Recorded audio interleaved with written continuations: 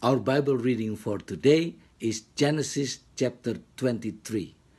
This chapter recorded the greatest sorrow ever expressed by a man over the death of his wife.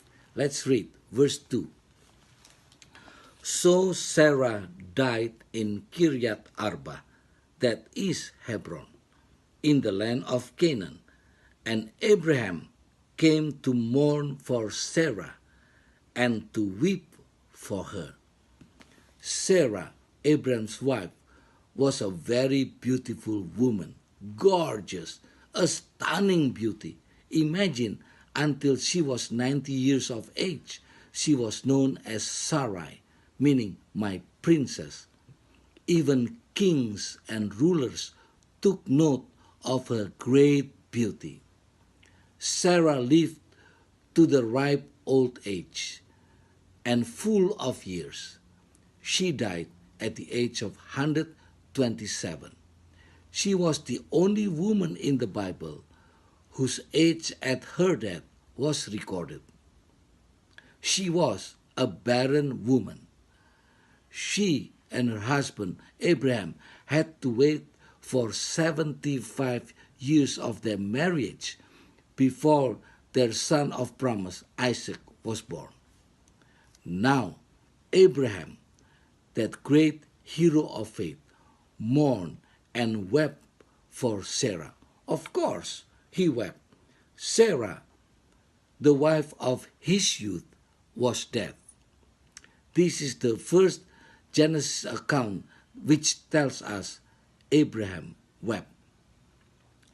When death came and took Sarah from his side, it broke Abraham's heart. The Bible says that Abraham came to mourn and to weep.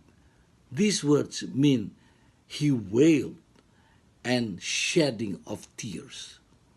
By the way, this is the natural reaction to death.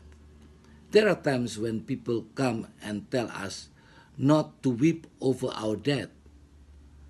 But when they are stripped from our presence, it is impossible not to weep for and to miss them. There is a song entitled, "Tears Are a Language God Understands." This chapter, Genesis 23, tells also how Abraham acquired a piece of land in Canaan, the land of promise, legally for full price to bury Sarah. Abraham showed how God's follower should deal business with the world, politely, reasonably, and wisely. He paid the suggested price of 400 shekels of silver to Ephron the Hittite. Read Genesis chapter 23 to get the full picture of the story.